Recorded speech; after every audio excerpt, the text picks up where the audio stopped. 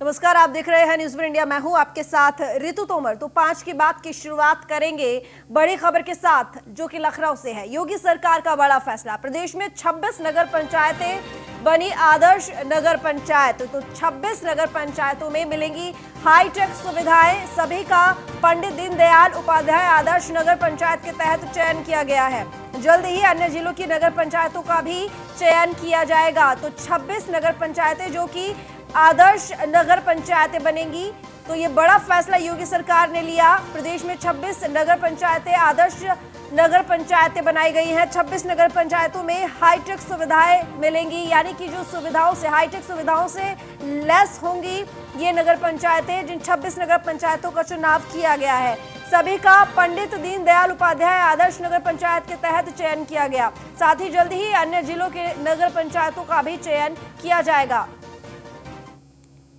तो Alok Rai, assistant editor, इस वक्त हमारे साथ जुड़े हैं ज्यादा जानकारी के साथ। आलोक, योगी सरकार ने एक बड़ा फैसला लेते हुए 26 नगर पंचायतों का चुनाव किया है, जिनको हाईटेक बनाया जाएगा, यानी कि हाईटेक सुविधाओं से लैस होंगी।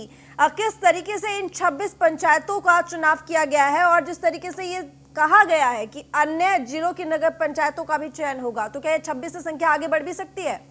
देखिए, निश्चित रूप से योगी सरकार ने एक बड़ा फैसला लिया है और पंडित दीनदयाल उपाध्याय आदर्श नगर पंचायत योजना जो है उसके तहत 26 जिलों की 26 नगर पंचायतों को आदर्श पंचायत बनाने की जो है आदेश जारी किया गया। और जाहिर सी बात है, अब इन जो भी नगर पंचायतें हैं जिनको जो है जिनका चुनाव हुआ है, ये 26 जिलों की 26 नगर पंचायतें, इनमें हाईटेक सुविधाएं मिलेंगी। और इसका सबसे बड़ा फायदा इन नगर पंचायतों में रहने वाले लोगों को मिलेगा। जाहिर सी बात है, क्योंकि वहां पर सड़कें बनेंगी, नई सड़कें बनाई जाएंगी, फिर गलियों के अंदर भी काम होगा, सीसी रोड बनेगी या फिर इंटरलॉकिंग हुआ।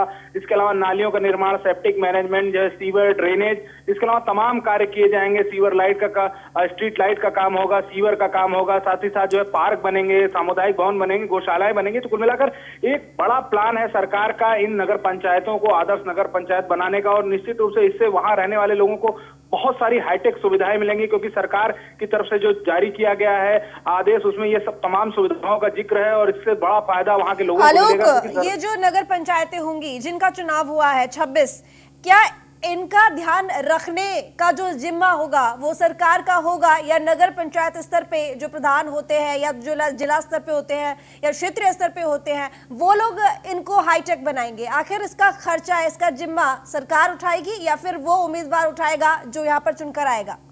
देखिए, निश्चित रूप से सरकार बजट देती है नगर पंचायतों के लिए, सरकार बजट देती है। नगर विकास विभाग की तरफ से इनके लिए बजट जारी किया जाता है और उस बजट से काम होंगे। इसके अलावा तमाम वो नगर पंचायतों के पास अपने भी स्रोत होते हैं, उनके पास भी रेवेन्यू आते हैं कई तरह के टैक्सों के माध्यम से, उससे वो नगर पंचायतों का विकास करती हैं। लेकिन अभी फिलहाल सरकार की तरफ से बजट दिया जाएगा, सरकार ये सारा काम कराएगी, नगर विकास विभाग कराएगा और सारा मूलभूत जो भी इंफ्रास्ट्रक्चर है उसको जो बेहतर किया जाएगा। वहां पर हाईटेक सुविधाएं मिलेंगी, बेहतर कनेक्टिविटी मिलेगी और निश्चित रूप से इसका फायदा वहां के लोगों को मिलेगा, उनका जीवन यापन अच्छा होगा। लेकिन आलोक, वो जिस निधि की आप बात कर रहे हैं, वो बजट होता है, वो सभी को मिलता है विकास के लिए, लेकिन वो एक लिमिटेड बजट होता है, सीमित बजट होता है। अगर सबको बराबर मिलेगा तो ये 26 नगर पंचायतें अपने आप में खास कैसे होंगी? तो जाहिर सी बात है कि इनको जो बजट मिलेगा वो अन्य नगर पंचायतों से कुछ ज्यादा मिलेगा, जिससे कि ये हाईटेक हो सके।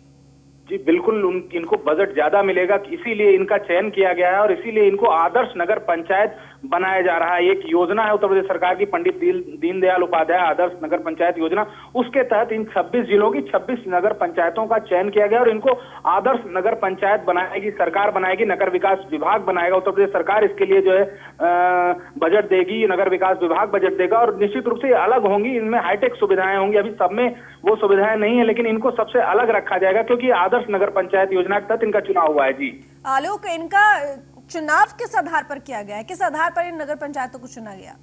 देखिए, प्रपोजल आते हैं, नगर पंचायतों से प्रपोजल मांगे जाते हैं, वहां जिलों से प्रपोजल आते हैं, फिर सरकार और विभाग उस पर विचार करता है। इसके बाद ये चयन किया जाता है कि किस नगर पंचायत को ज्यादा जरूरत है डेवलप करने की, आदर्श नगर पंचायत के रूप में बनाने की। तो उसके बाद जो है वो कमेटी होती है, उसमें जाता है प्रस्ताव, उस पर विचार होता है। इसके बाद ये निर्णय लिया जाता है शासन द्वारा, उच्च अधिकारियों द्वारा, कि किस नगर पंचायत को आदर्श नगर पंचायत बनाना है। और अभी सिर्फ 26 का चुनाव हुआ है, आगे ये संख्या और बढ़ेगी, सभी जिलों से प्रपोजल आ रहे हैं। इसके बाद आगे चुनाव किया जाएगा कि और कितनी जिलों की कितनी नगर पंचायतों को आदर्श नगर पंचायत बनाना है। जी चलिए, बहुत शुक्रिया आलोक आपका तमाम जानकारी के लिए। तो योगी सरकार का एक बड़ा फैसला और पंडित दीनदयाल उपाध्याय आदर्श नगर पंचायत ने 26 नगर पंचायतों का चुनाव किया है, जिनको हाईटेक तरीके से अब उनका विकास किया जाएगा, यानी कि हाईटेक सुविधाएं उन नगर पंचायतों में होगी। लखनऊ से बड़ी खबर, जहां पर बीजेपी ने एमएलसी चुनाव के लिए प्रत्याशी घोषित किए हैं। बीजेपी ने 6 प्रत्याशियों की सूची जारी की है और आपको बता दें कि ये दूसरी सूची है। पहली सूची बीजेपी जारी कर चुकी है, अब ये दूसरी सूची बीजेपी ने जारी की है 6 प्रत्याशियों की, जिसमें कुंवर मानवेंद्र सिंह का नाम है जो कि एमएलसी का चुनाव लड़ेंगे। साथ ही गोविंद नारायण शुक्ला को भी बीजेपी ने प्रत्याशी बनाया है। सलील बिश्नोई भी इस बार एमएलसी चुनाव लड़ेंगे और इसके अलावा अश्विनी त्यागी को भी बीजेपी ने मैदान में उतारा है। धर्मवीर प्रत्याशी को भी बीजेपी ने टिकट दिया है। साथ ही सुरेंद्र चौधरी भी एमएलसी का चुनाव लड़ेंगे। तो बीजेपी ने यूपी में अब तक 10 प्रत्याशी घोषित कर दिए हैं अपने। तो ये 2 बार की सूची जारी की है। पहली सूची की अगर बात करें तो 4 नाम उसमें घोषित किए थे बीजेपी ने, जिसमें डिप्टी सीएम दिनेश शर्मा का नाम था। साथ ही आपको बता दें कि उसमें यहाँ पर स्वतंत्र देव सिंह का भी नाम था, जो कि बीजेपी प्रदेश अध्यक्ष हैं। और अगर दूसरी लिस्ट की बात करें तो 6 प्रत्याशियों की सूची जारी की गई है, जिसमें कुंवर मानवेंद्र सिंह का नाम है, गोविंद नारायण का नाम है और इसके अलावा सलील बिश्नोई का नाम है। अश्विनी त्यागी को भी बीजेपी ने इस बार मैदान में उतारा है। धर्मवीर प्रत्याशी को भी बीजेपी ने टिकट दिया है। सुरेंद्र चौधरी को भी इस बार एमएलसी चुनाव में इस मैदान में बीजेपी ने उतारा है। तो ये 6 नाम है जो कि दूसरी सूची में बीजेपी ने जारी किए हैं एमएलसी चुनाव के लिए। तो 10 नामांकन पत्र बीजेपी ने खरीदे थे और 10 प्रत्याशी घोषित कर दिए हैं। हालांकि इन 10 सीटों पर बीजेपी के लिए जीतना कोई बड़ी बात नहीं होगी, कोई कठिन बात नहीं होगी, क्योंकि अगर बात की जाए इन 10 प्रत्याशियों के लिए यहाँ पर सीधा सीधा देखा जाए कि चुनावों के लिए जितनी जरूरत होती है विधायकों की, वो पूरी गिनती है बीजेपी के पास। तो ये 10 सीटें बीजेपी की पक्की है, जिनकी लिस्ट भी बीजेपी ने जारी कर दी है।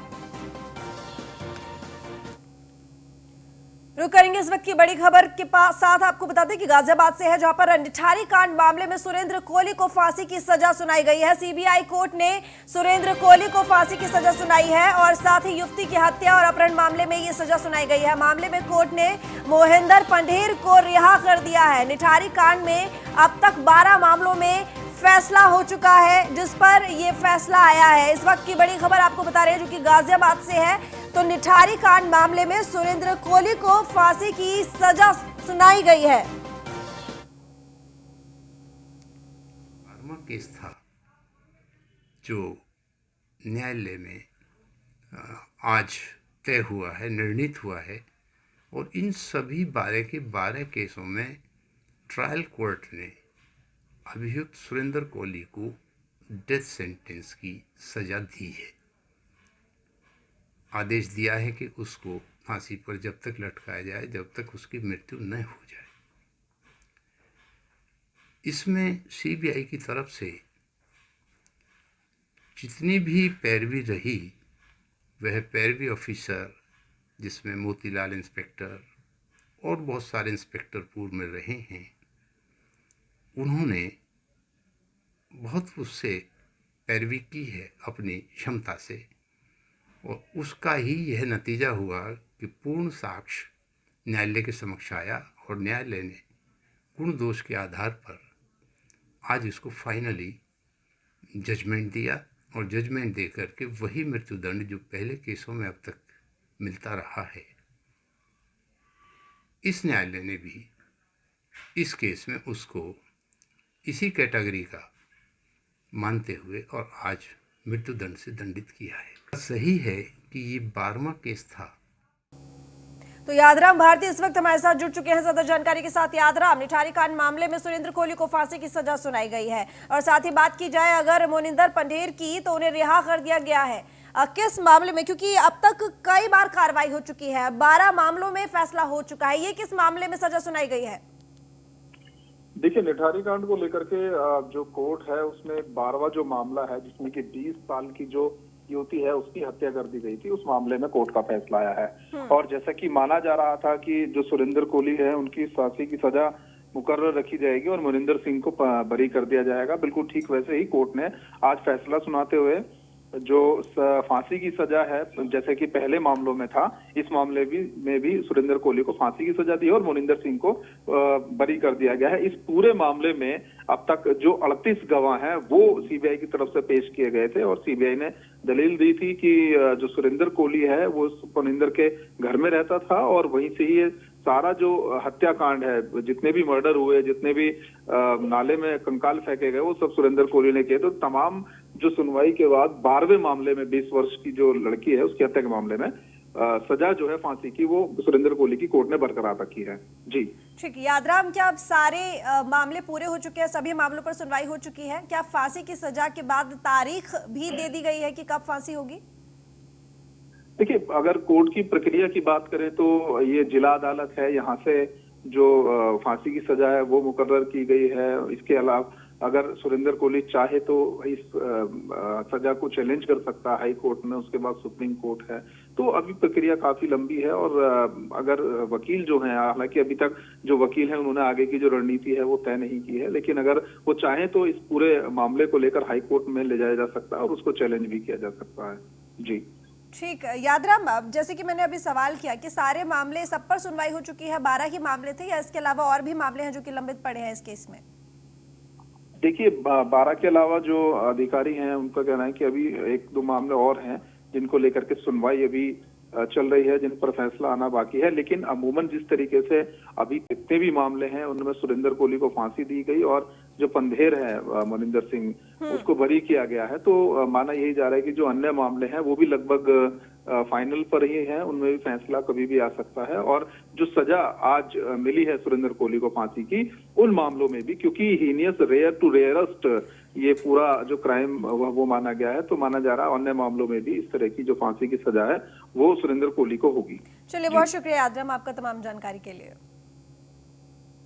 आगरा से बड़ी खबर है जहां पर पुलिस और बदमाशों के बीच में मुठभेड़ हुई है। मुठभेड़ के दौरान एक बदमाश के पैर में गोली लगी है। घायल बदमाश को पुलिस ने अस्पताल में भर्ती कराया है। फतेहाबाद थाना क्षेत्र के निवोहरा रोड के पास ये मुठभेड़ हुई है। तो आगरा में पुलिस और बदमाशों के बीच में ये मुठभेड़ हुई, जहां पर मुठभेड़ के दौरान एक बदमाश के पैर में गोली लगी। घायल बदमाश को पुलिस ने अस्पताल में भर्ती करा दिया है। फतेहाबाद थाना क्षेत्र के निवोहरा रोड के पास ये मुठभेड़ पुलिस के बदमाशों के साथ में हुई, जिसमें मुठभेड़ के दौरान एक बदमाश घायल हुआ और पैर में गोली लगी। हालांकि जिला अस्पताल में भर्ती करा दिया गया है, इलाज जारी है। तो घायल बदमाश को पुलिस ने अस्पताल में भर्ती कराया। फिलहाल पुलिस की गिरफ्त में बदमाश। तो फतेहाबाद थाना क्षेत्र के निवोहरा रोड के पास ये मुठभेड़ हुई है पुलिस के बदमाशों के साथ। तो ऑपरेशन क्लीन पुलिस का लगातार जारी है, जिसके तहत आए दिन मुठभेड़ होती है बदमाशों के साथ में। और अभी एक और मुठभेड़ हुई है आगरा में पुलिस और बदमाशों के साथ। और आपको बता दें कि फतेहाबाद थाना क्षेत्र के निवोहरा रोड के पास ये मुठभेड़ हुई है पुलिस की बदमाशों के साथ में।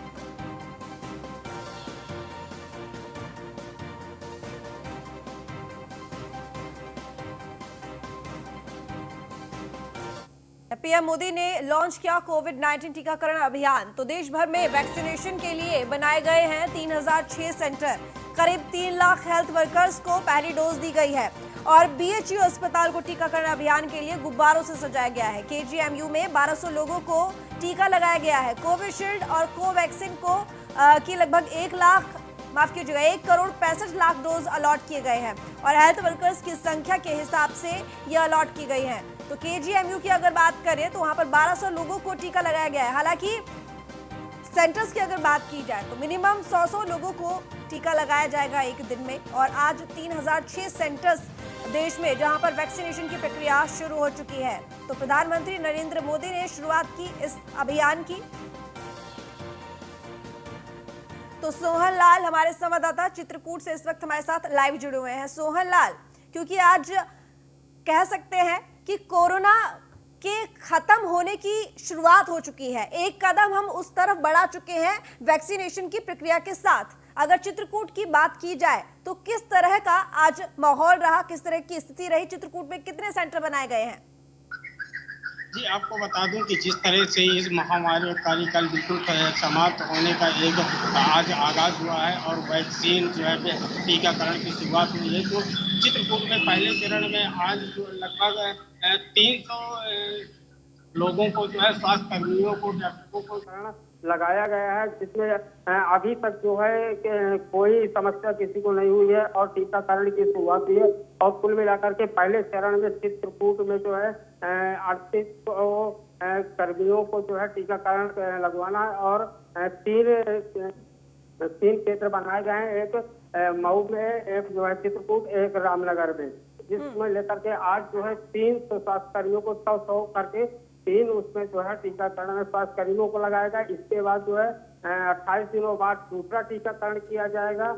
और फिलहाल जो शुरुआत हुई है तो इसको लेकर के सभी स्वास्थ्य कर्मियों ने बढ़ चढ़ करके हिस्सा लिया है। क्या अब खत्म हो गई है? कितने बजे से कितने बजे तक की टाइमिंग थी, यानी कि सुबह से इसकी शुरुआत हुई और अब शाम को कितने बजे खत्म हुआ टीकाकरण, या अभी भी चल रहा है?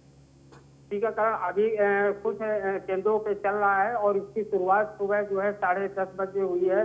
जिलाधिकारी शेषमणि पांडे और सीएमओ डॉक्टर विनोद कुमार ने जो है टीकाकरण का टीका काट करके शुभारंभ किया था। पहला टीका डॉक्टर RB लाल को लगा था, इसके बाद जो है CMS को लगा और इसके बाद जो है अन्य स्वास्थ्य कर्मियों को टीकाकरण लगाया गया। कुल मिलाकर के चित्रकूट में आज जो है 300 स्वास्थ्य कर्मियों को टीकाकरण लगाया गया है और फिलहाल अभी तक जो है कोई समस्या नहीं है। यदि कोई भी समस्या थी इसको लेकर के स्वास्थ्य विभाग ने AEIR को एक अलग से जो है दवाओं का एक लैब तैयार किया था। वहाँ पर किसी भी तरह की समस्या आती है तो उसका जो है निदान किया जाए।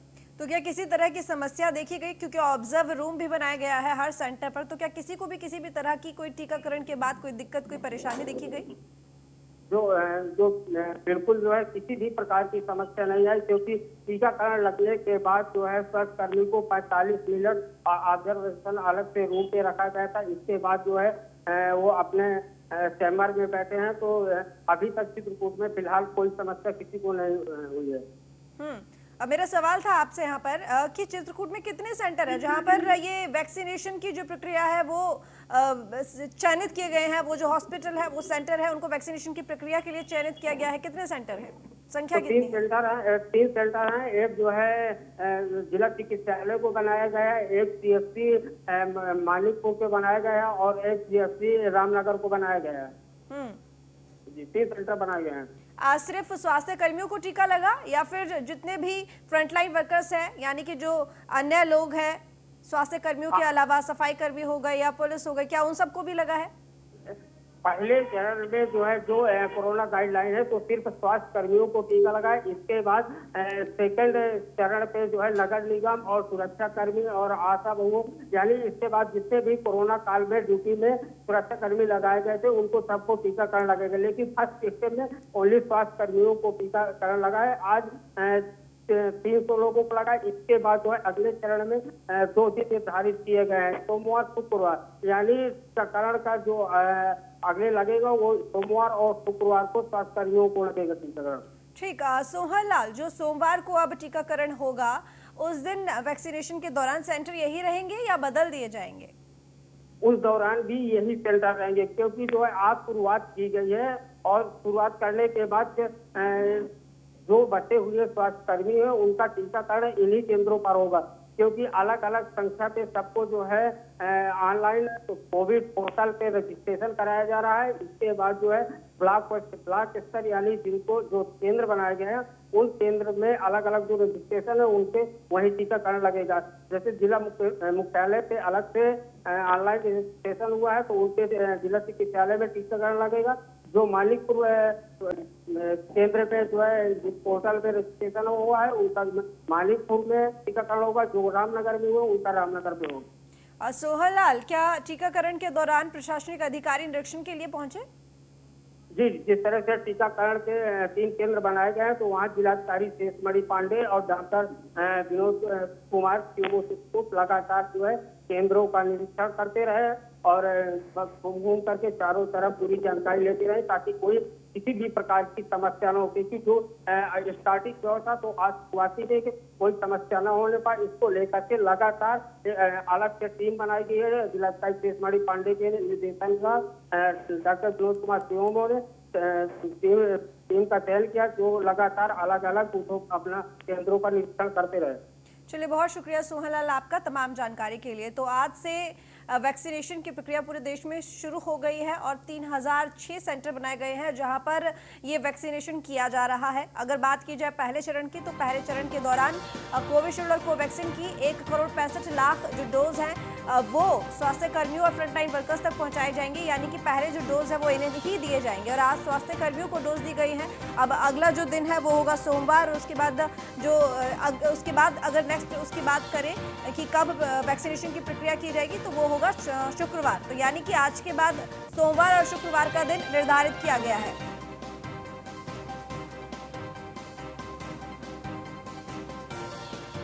तो रमन गुप्ता इस वक्त हमारे साथ जुड़े हुए हैं कानपुर से। रमन, किस तरह का माहौल कानपुर में रहा? क्योंकि जगह जगह से तस्वीरें तो आई हैं कि जश्न का माहौल है टीकाकरण की शुरुआत को लेकर। अगर कानपुर की बात करें तो आप बताइए कि कानपुर में किस तरह से खुशी मनाई गई टीकाकरण को लेकर? कितने सेंटर बनाए गए हैं जहां पर वैक्सीनेशन का जो काम है वो किया जा रहा है? पूरी तरह से तैयार है और काफी खुश भी है कि वैक्सीनेशन के बाद जिस तरह से जो लोग थे उनको वैक्सीनेशन दिया गया। करीबन कानपुर में 6 सेंटर बनाए गए थे और सब सेंटरों पर 100 लोगों को वैक्सीनेशन दिया गया। उसके बाद से जो कोरोना वॉरियर्स हैं, जो स्टाफ के लोग थे, उनको ये टीकाकरण कराया गया। उसके बाद से लोग हतोत्साहित हैं और अब 5 बज चुके हैं। आप देख सकते हैं, हम आपको दिखाना चाहेंगे कि ये वो सेंटर था जहां पर लोगों को वैक्सीनेशन दिया गया और जो 100 लोग थे अलग अलग एरिया में बैठे हुए थे। उसके बाद एक एक नाम बुलाकर उनके डॉक्यूमेंट चेक कर उनको वैक्सीनेशन लगाई गई और आधे घंटे तक वहां पर जो वार्ड बनाया था वहां पर बैठाल कर उनको जो है स्वास्थ्य कैसा है, उनको कैसा फील हो रहा है, ऐसा लगातार डॉक्टर उनसे पूछ रहे थे। और अभी भी कुछ लोग अंदर बैठे हुए हैं जिनको अभी वैक्सीनेशन दिया गया है। खैर 5 बज चुके हैं और अब वैक्सीनेशन की जो प्रक्रिया है वो खत्म हो चुकी है। जी ठीक रमन, अब जैसे कि मैंने अभी आपसे थोड़ी देर पहले पूछा था कि जश्न का माहौल है देश में, कहीं देखा जा रहा था कि स्वागत के तौर पर थालियां सजाई गई थी आरती के लिए, कहीं देखा जा रहा था कि गुब्बारों से सेंटर सजा दिए गए हैं, हॉस्पिटल सजा दिए गए हैं। क्या कानपुर में भी इस तरह की तस्वीरें दिखी हैं? जी बिल्कुल, आपको मैं बता दूं कि जिस जगह मैं खड़ा हूं इस वक्त, आप देख सकते हैं कि झंडियां लगाई गई हैं, पूरे वार्ड को सजाया गया है और जो लोग थे वो काफी उत्साहित थे। बढ़ चढ़कर लोग हिस्सा लेना चाहते थे, बढ़ चढ़कर लोग कोरोना की जो वैक्सीन है उसको लगवाना चाहते थे और काफी उत्साह है कानपुर वासियों में वैक्सीनेशन को लेकर। बिल्कुल। और रमन, कहीं ना कहीं ये वो पहला कदम है जो इस बड़ी महामारी को, जो कि पूरे देश में नहीं बल्कि पूरी दुनिया में फैली हुई है, उसको खत्म करने के लिए कि ये पहला कदम है जिसकी शुरुआत आज हुई है। और जिस तरीके से लोगों ने इसका स्वागत किया है और जश्न मना रहे हैं, खुशियां मना रहे हैं, इससे साफ जाहिर होता है कि जितने भी डाउट्स थे, शंका थी वैक्सीन को लेकर, वो लोगों में नहीं है, आमजन में नहीं है। जी बिल्कुल, आपको बता दें कि जिस तरह का भ्रम विपक्ष फैला रहा था वैक्सीन को लेकर, लेकिन उसके बाद भी भारत के नागरिकों ने वैक्सीन का स्वागत किया है। कानपुर के लोगों ने भी उसका स्वागत किया है। काफी हतोत्साहित हैं यहाँ की जनता, यहाँ के लोग, और काफी बढ़ चढ़कर लोग हिस्सा भी ले रहे हैं। और जो भ्रम का माहौल विपक्ष फैला रहा था, जो एक लोगों में भ्रम था, वो कहीं ना कहीं दूर हुआ है। आज करीबन कानपुर में 600 लोगों को टीकाकरण करा गया, 6 सेंटर बनाए गए थे, जगह जगह लोगों को टीकाकरण लगाया गया। और आगे अब मंडे के बाद अब फ्राइडे जो दिन है वो निर्धारित हुए हैं। अब लोगों को उन दिनों का इंतजार है कि कब उनको वैक्सीनेशन लगेगी और कब उनका नंबर आएगा। जी रमन, क्या कानपुर में, क्योंकि ऑब्जर्वेशन रूम हर सेंटर में है, तो क्या कानपुर में कोई इस तरह का केस आया कि वैक्सीन लगवाने के बाद किसी को कोई दिक्कत हो, कोई परेशानी हुई हो? जी आपको बता दूं कि ऐसा कोई मामला सामने नहीं आया, लेकिन एक महिला थी जिन्होंने पहले इस वैक्सीनेशन को लगाया था, वो केवल घबरा गई और ब्लड प्रेशर उनका लो होने के कारण वो परेशान दिखी। लेकिन वैक्सीनेशन का जो इफेक्ट्स है वो किसी के अंदर नहीं दिखाई दिया और काफी लोगों ने हतोत्साहित होकर वैक्सीनेशन भी कराया और कोई भी परेशानी का सामना उनको नहीं करना पड़ा। ठीक। तो रमन, जिस तरीके से कहीं कहीं लोगों में डर भी है थोड़ा बहुत कि पता नहीं वैक्सीन लगवाएंगे, टीकाकरण करवाएंगे तो ऐसा ना हो कि हेल्थ पर इसका साइड इफेक्ट पड़े या किसी तरह की कोई परेशानी हो, तो क्या डॉक्टरों की तरफ से इस तरह के डर को भी दूर किया जा रहा है? बिल्कुल, जो डॉक्टर्स हैं, जो इस कैंप में जो डॉक्टर्स बैठे हुए हैं, वो लगातार लोगों को समझाने का प्रयास कर रहे हैं कि जो वैक्सीनेशन है वो आपके लिए लाभदायक है और इससे कोई भी इफेक्ट्स नहीं है। हम आपको दिखाना चाहेंगे, ये जो एरिया है इसके अंदर अभी भी कुछ लोग बैठे हैं जिन्होंने वैक्सीन लिया है। अगर हम उनसे बात करने का एक बार प्रयास करेंगे, एक बार हम आपको सेंटर के अंदर ले जाते हैं। ये वो सेंटर है जहां पर वैक्सीनेशन के लिए लोग बैठाले गए थे और हमारे साथ कुछ महिलाएं भी हैं, कुछ लोग भी हैं। हम आपसे बात करने का प्रयास करेंगे। आपको भी वैक्सीनेशन दिया गया है? जी हाँ। जी, क्या नाम है आपका? मीना विद्यार्थी। कैसी खुशी महसूस हो रही है आपको वैक्सीनेशन के बाद? ठीक लग रहा है। कोई डर, कोई ऐसा मन में ऐसा तो नहीं है कि मतलब वैक्सीन लगने के बाद बीमारी हो जाए या कुछ भी? नहीं, ऐसा तो नहीं है, लेकिन सुबह आए थे, सुबह डर लगा था तो भाग गए थे। तो कितनी उत्साहित हैं आप? अभी तो अच्छा लग रहा है, ठीक है। तो आपने देखा कि लोग खुश हैं और लोग उत्साहित हैं वैक्सीन। हमारे साथ कुछ लोग और भी हैं जिन्होंने इस वैक्सीन को लगवाया है। आपको दिखाना चाहेंगे? सर, क्या नाम है आपका? सुनील कुमार। सर, कितनी खुशी हो रही है? कोई भय का माहौल है? कुछ मन में डर लग रहा है? कोई डर नहीं। कैसे मतलब वैक्सीनेशन आपने कराया और कैसे मतलब कितनी खुशी है? तो आप देख सकते हैं कि लोगों में खुशी है और जो डर और भय था अब वो कहीं ना कहीं दूर हो गया। जी। बिल्कुल रमन, बहुत तहे दिल से स्वागत किया है देशवासियों ने इस कोरोना वैक्सीन का। बहुत धन्यवाद आपका तमाम जानकारी के लिए। फिलहाल इस बुलेटिन में इतना ही। देखते रहिए न्यूज़ 1 इंडिया।